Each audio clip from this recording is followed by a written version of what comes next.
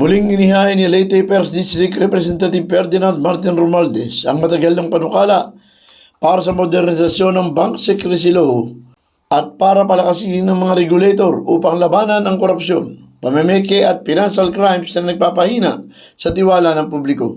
Sa ilalim ng House Bill No. 7 na inihain ni Representative Romualdez, amyendahan ng Republic Act No. 1405 na namamayagan sa Bangko Sentral ng Pilipinas na masuri ang bank deposit kabilang ang foreign currency accounts sa ilalim ng limitadong kondisyon at may katwiran na paghinalaan ng iligal na aktibidad.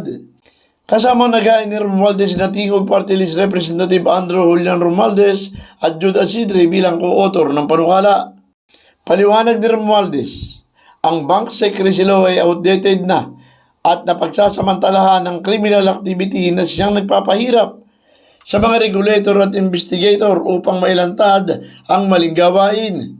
Sa ilalim ng panukala, maaaring mag-examine ng BSP kung makita ang monetary board na may kahinahinalang financial misconduct na kinakasangkutan ng mga opisyal ng bangko, stockholders, employees o konektado sa ilalim ng BSP supervision.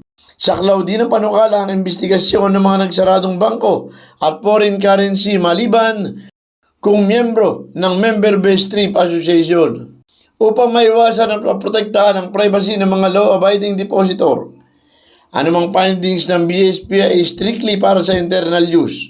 Ang maaari lamang makakuha ng kopya ay ang Securities and Exchange Commission, Philippine Deposit Insurance Corporation, Anti-Money Laundering Council, Department of Justice, o korte kung legal ang pangangailangan.